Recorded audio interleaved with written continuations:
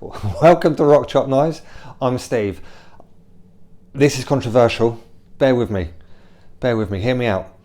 The two knives that you should buy if you're just getting into Japanese knives are the Gyuto 210 or 240, depending on what sort of length you can handle.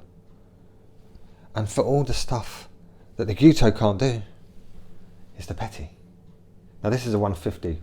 To be fair, slightly longer than most Petties. I mean, this could be arguably be used as a Petty as well, but it's delicate. It's good, and it does all the jobs that the Gyuto doesn't do.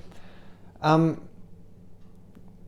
just be careful around bones and stuff. Like it will butcher a chicken.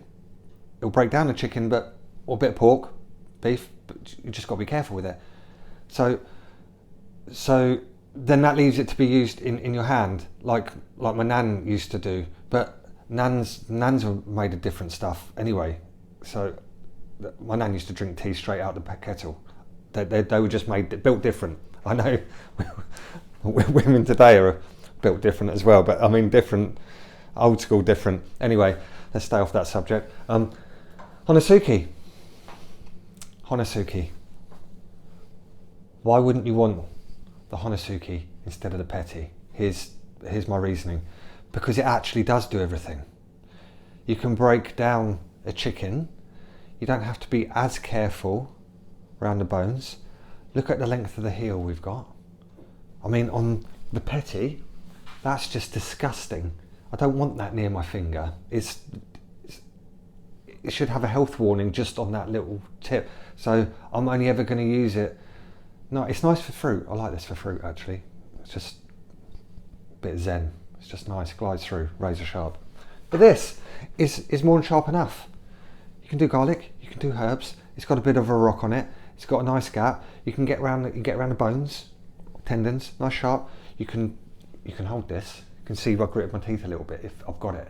That's not going anywhere. It's thick enough that if you do take a little chip off the end, look at this. Oh, we've got all this room. Yeah, but it's the shape. The shape. So what can? Do you know what I mean? It looks fucking badass anyway, and it's not 250mm long, so we don't feel like we're entering a deck swinging contest with it. It's just part of our toolkit in the kitchen, and it works. Now, tell me why I'm wrong. Chef, tell me. Break my ass in the comments. Hit like and subscribe. Just snuck that in.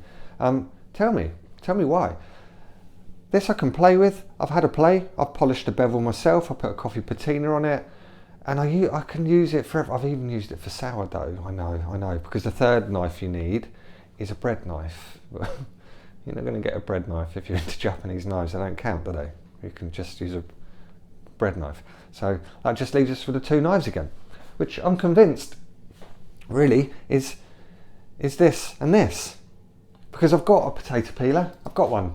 I can use this for peeling everything that my nan used to use a little knife for, and I've got this anyway because that's the only thing I ever used to have before I got into these cool badass things. So no, the two knives you don't need, they're not a Gyuto and a Petty or utility. It's a Gyuto and a Honesuki because you got into Japanese knives because they're, can we call them rad? It's a bit 80s, isn't it? Rad, sick, bruh. That's it. These are the two. Tell me I'm wrong.